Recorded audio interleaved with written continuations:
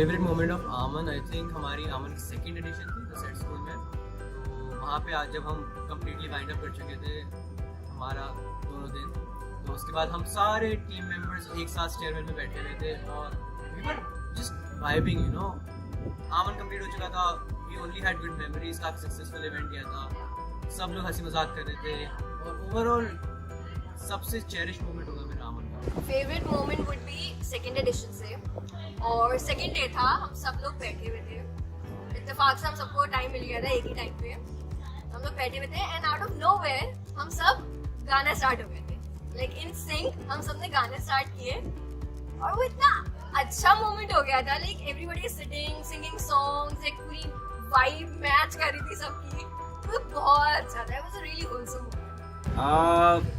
I think my favourite moment in all 3 edition of Aaman, बहुत सारे हैं, अभी एक मुझे बहुत स्पेसिफिकली याद आया है, वो ये था कि जब थर्ड एडिशन की हम क्लोजिंग कर रहे थे और वो क्लोजिंग बहुत मुश्किल से पुल ऑफ हुई थी because we had to bring a day early और बहुत सारी चीज़ें थी। तो उसमें व्हेन ज़ुहैब आज़म वो KCC का चेयर वो जब आए तो उन्होंने तो तकरीबन 3-4 मिनट लगा के उन्होंने मेरी टीम की बहुत तारीफ़ की and that sort of refreshed me.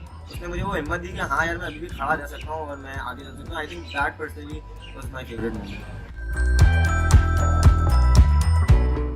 Again second edition was the best क्योंकि हमारे पास बहुत ओपन स्पेस थी, कंजेस्टेड नहीं था, टीम मेंबर्स इतने कोऑर्डिनेटेड थे कि कोई मैनेजमेंट इश्यूज नहीं आ रहे थे और it was overall very nice. कोई हिकअप्स नहीं आए बीच में, कोई इतनी ज़्यादा स्ट्रगल्स नहीं थी। आई थिंक जो सबसे स्मूथली जाने वाला इवेंट था वो definitely Aaman second edition. Favourite edition would also be second one because एक तो venue it was very nice, दूसरा ये कि चीज़ें बहुत स्मूथली हुई, उसमें सबकी कोऑर्डिनेशन बहुत थी, मतलब कोई मिसकम्युनिकेशन नहीं हो रही थी, कोई अलग चीज़ें प्रॉब्लम्स नहीं आ रही थी इतनी, कमेटी सेशंस बहुत आराम से हो रहे थे और वेदर बहुत अच्छा था, और सेकेंडली यही कि चीज़ें बहुत अल्हम्दुलिल्लाह बहुत स्मूथली गई।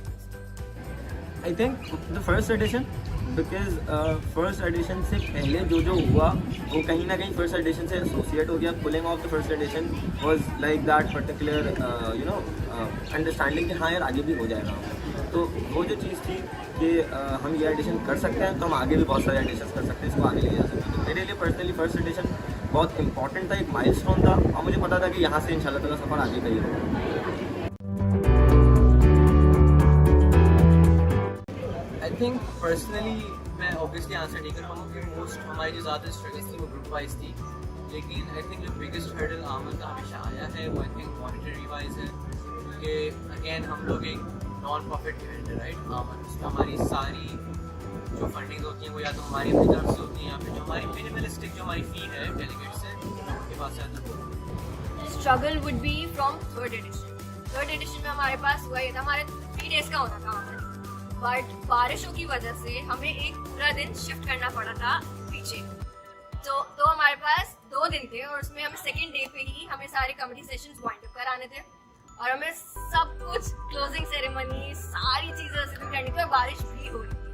तो एक वो बहुत बड़ा फैक्टर था, बहुत स्ट्रगल उसमें सबकी तरफ से बहुत था कि everybody put their best in, लेकिन फिर भी अल्हम्दुलिल्लाह वो बहुत अच्छा से हो गया था फाइनली। आई थिंक आमन के रास्ते में पूरे बहुत सारे struggles, a lot of things that I face personally. जब मैंने सोचा तो not a single MUN like this exist across the country, तो ऐसे एक आइडिया को लेके आना, मार्केट में पिच करना, करवाना, अपने दोस्तों को बताना और एक विदाउट एमयूएन करवाने का एक्सपीरियंस, इस चीज़ को इंट्रोड्यूस करना, it was actually a very difficult thing. पर आई थिंक इसमें पर्टिकुलरली जो सबसे बड़ा स्ट्रगल था was that part where I was to convince myself कि मैं और मेरी टीम ये काम कर सकते हैं। तो I think the moment the day I convinced my self वो चीज़ ओवर हुई थी। एंड पर्टिकुलरली एक चीज़ मैं यहाँ पे ऐड करना चाहूँगा कि देवर 2-3 पीपल कि जिनको जब उन्होंने मुझे कहा कि सारे हम ये कर सकते हैं, one of them was Rida, one of them was Laiba, one of them was Mushtaba, कि उन्होंने मुझे कहा कि हाँ यार ये हो सकता है। तो लाइक ठीक है, अगर ये इनको इस चीज़ पे भरोसा है, इस आइडिया पे भरोसा, then we can pull it off. I think हमारा आमन इतना बिजी जाता है कि we never have time to ourselves, ठीक है। हम कॉन्स्टेंटली 24/7 काम करते रहते हैं आमन में, और इवेंट क्लोजिंग सेरेमनी हमारी जाती है, we used to leave for our houses या होम, है ना। तो आई थिंक आमन के बाद एक घंटा 2 घंटा just for the team members, just relive what happened would be great.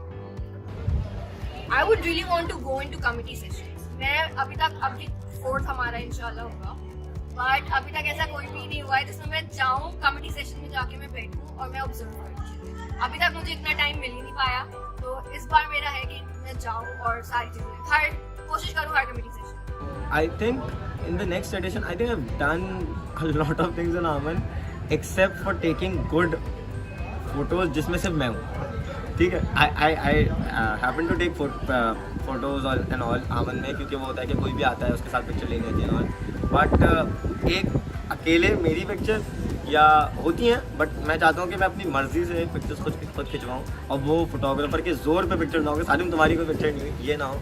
और आई रियली होप कि 4th एडिशन में आई कैन अचीव दैट.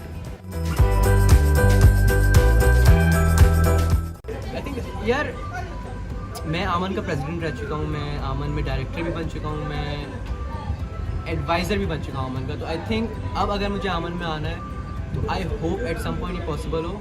लेकिन आई थिंक चीफ गेस्ट, क्योंकि चीफ गेस्ट के पास कंप्लीट फ्रीडम होता है. वो आता है जब आए, कोई मसला नहीं है, उसको फ्री में खाने पीने को मिलता है, वो जब भी कमेटी में जाके बैठ सकता है.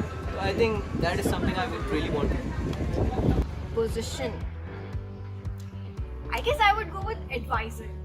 कि एक होता है ना, आपके ऊपर बहुत बर्डन नहीं आता चीज़ों का, लेकिन एक पावर भी होती है आपके पास कि हाँ यार आप एडवाइसेस दे रहे हो, people are looking out for you and looking to you.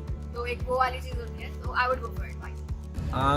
I think like Mushtaba said, एक तो चीफ गेस्ट में ज़रूर बनना चाहूँगा इसका, लेकिन I think a particular position that I want to be a part of as the team would be a part as the director registration, क्योंकि मुझे रजिस्ट्रेशन का डिपार्टमेंट पर्सनली बहुत पसंद है. और जिस तरह जो हमारा डायरेक्टर रहा है वहाँ पे, ये set the bar too high, तो उस बार को ऊपर ले जाना, I think that something of a thing जो मुझे पसंद है. ज़्यादा एम्बिशियस हूँ मैं, तो मुझे ये चीज़ें करना थोड़ा सा पसंद है.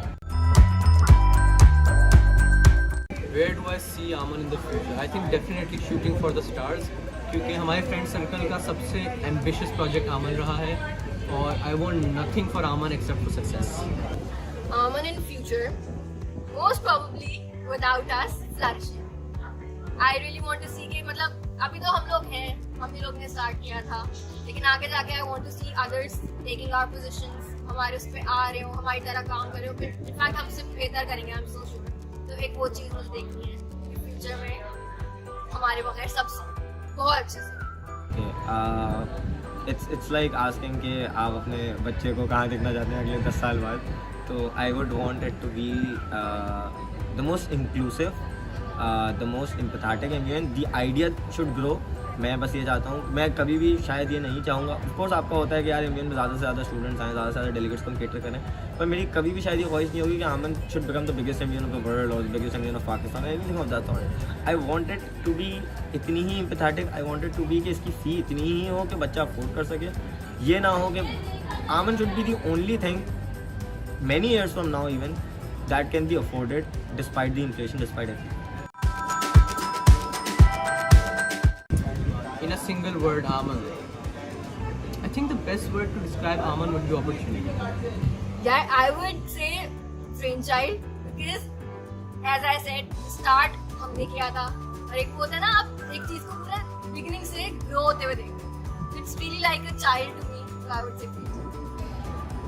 मैंने one word. Okay, I think resilient. और अगर मैं इसको उर्दू में एक वर्ड कहना चाहूँ, if you allow me to, I think मेरे दिल का एक टुकड़ा है आमन, and I don't think I have loved any initiative more except for Vilayati welfare than Aman, and I don't think there's anything else in the world that I would give my life and everything for, monetarily, कुछ भी होता है ना कि जान, इज्जत, माल, आबरू सब आप दे दें, तो वो सब शायद आमन के लिए मैं दे सकता हूँ. तो एक वर्ड में बहुत मुश्किल है, बट रेजिलिएंट, दिल का टुकड़ा, समथिंग लाइक दैट.